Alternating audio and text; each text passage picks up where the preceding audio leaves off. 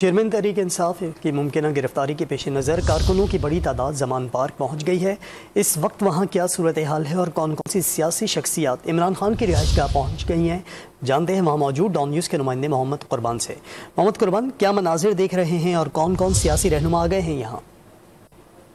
जी बिल्कुल, इस वक्त मैं मौजूद उस्मान पार्क के बाहर, जहां पर इमरान खान चेयरमैन तहरीक इंसाफ की गिरफ्तारी के मद्देनज़र रखते हुए कि ये तवक्को की जा रही है कि शायद उन्हें गिरफ्तार कर लिया जाए, तो यहाँ पर कारकुन तहरीक इंसाफ के बड़ी तादाद में जमा हो चुके हैं उस्मान पार्क इमरान खान की रिहाइशगाह के बाहर, जहाँ पर निगरान वज़ीर आला के खिलाफ भी नारेबाजी की जा रही है, जबकि पार्टी परचम लहराए जा रहे हैं और पाकिस्तान तहरीक इंसाफ के नारे भी लगाए जा रहे हैं। मरकज़ी क़यादत की आमद का भी सिलसिला उस्मान पार्क में शुरू हो चुका है, जिनमें असद कैसर भी पहुंच चुके हैं, परवेज़ खटक भी आ चुके हैं, जबकि सदर आरिफ अलवी भी आए जो मुख्तसर मुलाकात के बाद वापस रवाना हो गए हैं।